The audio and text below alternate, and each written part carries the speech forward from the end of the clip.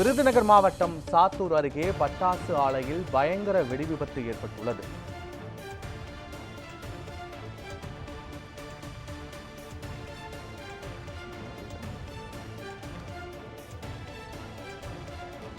வெடி விபத்து நிகழ்ந்த பட்டாசு ஆலையை சுற்றி பயங்கர அதிர்வு ஏற்பட்டதால் பொதுமக்கள் அச்சமடைந்துள்ளனர்.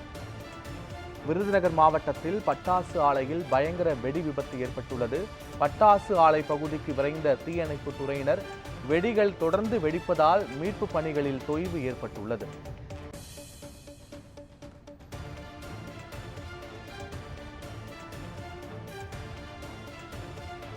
விருதுநகர் மாவட்டம் சாத்தூர் அருகே பட்டாசு ஆலையில் பயங்கர வெடி விபத்து ஏற்பட்டுள்ளது. வெடி விபத்து நிகழ்ந்த பட்டாசு ஆலையை சுற்றி பயங்கர அதிர்வு ஏற்பட்டதால் பொதுமக்கள் அச்சமடைந்துள்ளனர். வெடி விபத்தை தீயை அணைப்பதற்காக தீயணைப்பு துறையினர் விரைந்து சென்றுள்ளனர். இது தொடர்பான முழுமையான விவரங்களோடு எமது செய்தியாளர் ஜெயலானி இணைகிறார். ஜெயலானி, இந்த வெடி விபத்திற்கான காரணம் என்ன? அங்கு பொருட்சேதங்கள் எவ்வாறு ஏற்பட்டிருக்கிறது? உயிர் சேதம் ஏதேனும் இருக்கிறதா? கள நிலவரங்கள் என்ன?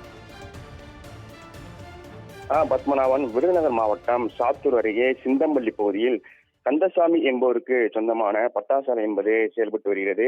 இந்த பட்டாசாலையில் தீபாவளிக்கு விற்பனைக்காக அனுப்பி வைக்க தயாராக இருந்த இருப்பறையில் ஏற்பட்ட இந்த வெடி விபத்தில் தேக்கி வைக்கப்பட்டிருந்த பட்டாசுகள் வெடித்து சிதறி சாத்தூர் சுற்றுவட்டார பகுதியில் சுமார் 15 கிலோமீட்டர் வரை அதிர்வுகள் காணப்படுவதாகவும், தொடர்ந்து பட்டாசுகள் வெடித்துக் கொண்டிருப்பதன் காரணமாக தீயணைப்புத் துறையினர் உள்ள செல்ல முடியாத நிலை என்பது இருந்து வருகிறது. இதனால் மீட்பு பணியில் தொய்வு என்பது இருந்து வருகிறது. இந்த பட்டாசு ஆலையில் வடமாநில தொழிலாளர்கள் 10க்கும் மேற்பட்டு தங்கியுள்ளதாகவும், தீயை முழுமையாக அணைத்த பின்னரே உயிரிழப்புகள் ஏதும் ஏற்பட்டது என்பது தெரிய வரும். பத்மநாபன்,